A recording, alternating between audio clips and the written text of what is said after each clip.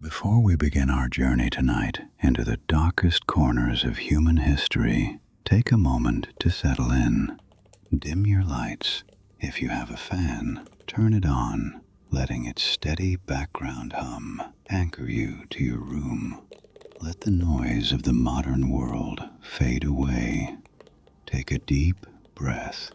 You are safe here. Tonight, we are stepping into the vault of the unexplained. What if your own mind could be hijacked?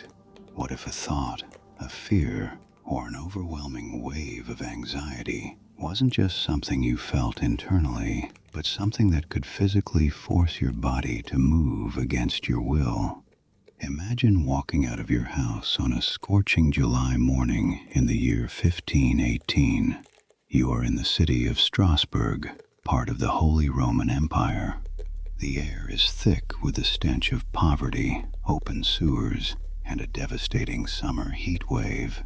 You turn a corner, and there, in the middle of the narrow street, stands a woman named Frau Troffea. She isn't crying, she isn't screaming, she is dancing. There is no music playing, there are no musicians.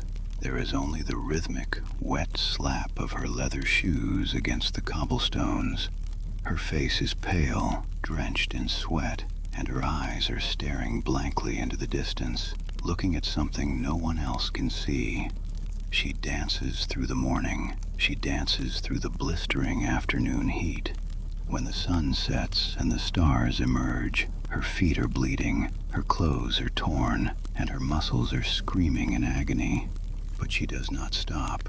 She cannot stop. For nearly 6 full days, Frau Troffea continues this silent, agonizing marathon until she collapses from absolute exhaustion, her heart beating erratically, her mind completely fractured. But her collapse doesn't bring peace to the city. Within days, dozens of others step into the streets, caught in the exact same silent, rhythmic trance. Within a month, over 400 human beings are dancing wildly under the summer sun, moving until their veins burst, until their bones fracture, until they pass out or die from strokes and heart attacks. For over 500 years, humanity has treated the Dancing Plague of 1518 as a bizarre historical footnote, an intellectual puzzle to be picked apart by researchers. We argue about contaminated food supplies, regional politics, and religious superstition, but we rarely talk about the underlying psychological architecture that allowed this to happen. We rarely talk about the crushing weight of the isolation, paranoia, and deep depression that preceded the first step onto those cobblestones. If your brain is feeling completely overwhelmed by the chaos, anxiety, and sleeplessness of your own world today, let's leave the noise behind. Let's descend together into a time when the human mind was vast, unprotected, and silent. Today, we aren't just looking at a historical anomaly, we are examining a mirror. Because 5 centuries ago, human beings carried the exact same heavy, suffocating clouds of psychological trauma, anxiety, and despair that we fight today. They didn't have clinical terms like schizophrenia, clinical depression, or generalized anxiety disorder. They just called it the wilderness of the soul. And as it turns out, to truly understand why a city began to dance until they died, we have to look past the historical clues. We have to look deep inside the fragile chemistry of the human brain itself. To understand the vanishing of reality in the summer of 1518, we must first understand what prolonged trauma and psychological stress do to the physical structure of the human brain. The human mind is an incredible machine designed for survival, but when it is pushed past its breaking point, its defense mechanisms can manifest in terrifying ways. Let's look closer at the world these people inhabited. The year leading up to the plague was a nightmare of existential proportions.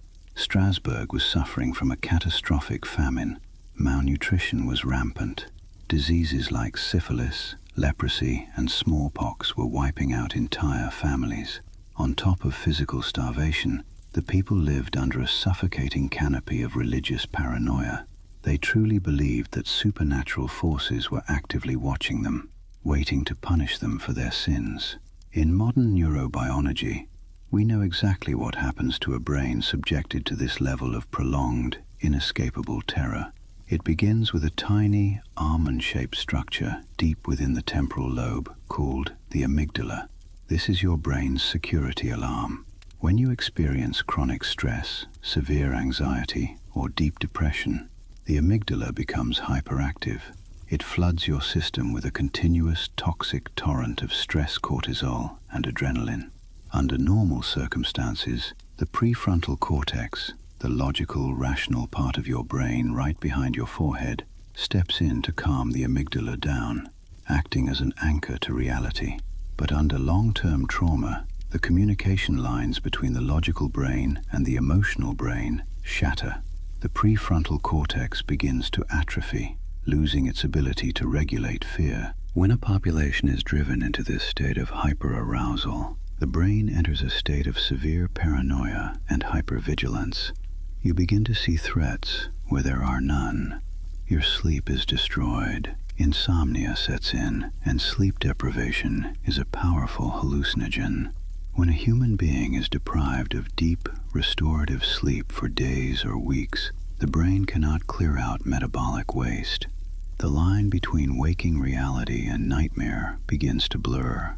This is the neurological breeding ground for psychosis and schizophrenia-like symptoms. In a brain experiencing severe trauma, the dopamine pathways become dysregulated. Dopamine is the chemical that tells your brain what is important. When it misfires, the brain assigns massive, terrifying importance to random thoughts or external suggestions. If you are enjoying this deep plunge into the architecture of the mind tonight, take a moment to hit the subscribe button. By joining our community in the vault every Thursday, you help protect this space for late-night reflection and quiet learning. In 1518, the external suggestion was a deeply feared religious curse, the curse of Saint Vitus, a saint believed to punish sinners by forcing them to dance. When Frau Troffea stepped into the street, her brain was likely suffering from a severe dissociative episode, a psychological circuit breaker that flips when emotional pain becomes too heavy to bear. Her brain shut down her conscious awareness to protect her from her reality, shifting her body into a state of psychogenic motor hysteria. And because the entire population of Strasbourg was sitting in the exact same powder keg of insomnia, starvation, and hypervigilance, her dissociation became contagious. This is what modern psychology calls a mass psychogenic illness. When the brain sees someone else expressing the exact underlying terror that it feels inside, the subconscious mind copies the behavior as a way to release the chemical pressure. They weren't dancing for joy.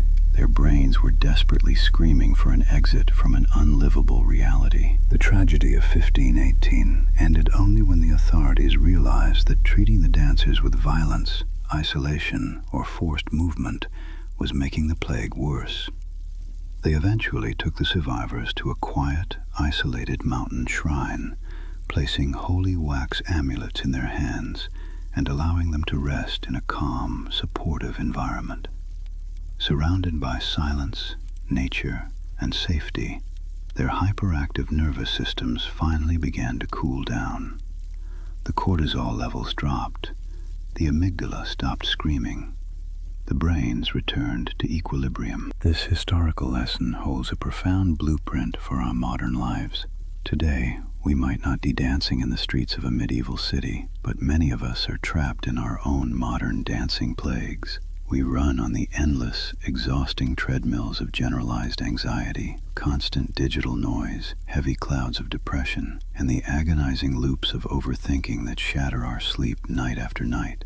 But science shows us that just as the brain can be systematically hijacked by trauma and stress, it possesses an incredible, miraculous trait called neuroplasticity.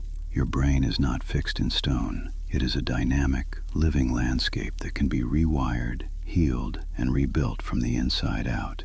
To overcome the heavy weight of paranoia, anxiety, and depression, we must learn to manually override the amygdala, When you feel a wave of panic or a suffocating cloud of despair setting in, your survival brain is telling you that you are under attack. You must consciously send signals of absolute safety back down into your nervous system. We do this through deliberate physiological resets, deep, slow diaphragmatic breathing, where your exhales are longer than your inhales, instantly stimulates the vagus nerve. The vagus nerve acts as a biological kill switch for the fight or flight response, forcing your heart rate to slow down and signaling to the brain that the emergency is over. To combat the devastating impact of insomnia, we must treat our sleep environment as a sacred sanctuary. By dimming your lights early, removing the chaotic blue light of digital screens, and introducing steady, predictable auditory anchors like the gentle hum of a fan or a low ambient drone, you give your overactive prefrontal cortex permission to stop scanning for threats. You allow the brain to drop its defenses, moving smoothly into the deep stages of slow-wave sleep where psychological healing actually takes place. If you are fighting your own quiet battles against the darkness, anxiety, or sleeplessness tonight, remember the lessons hidden within the architecture of the past.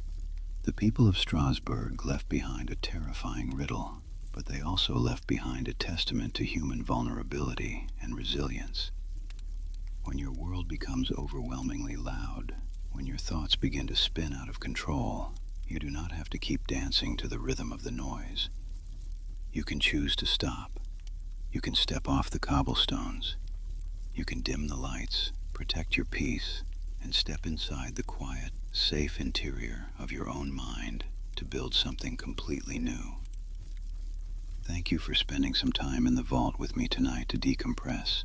Hit that subscribe button to ensure you never miss our late-night investigations. Protect your mental peace, and remember to always stay grounded. Until next time, rest deeply and sleep well.